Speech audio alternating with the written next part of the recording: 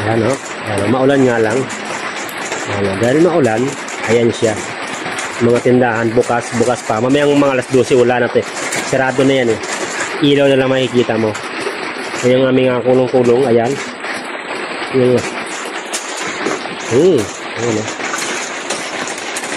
Ulan. Yan.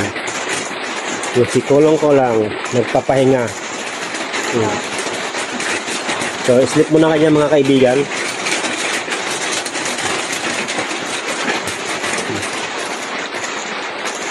Santa Elena mga kapiliti.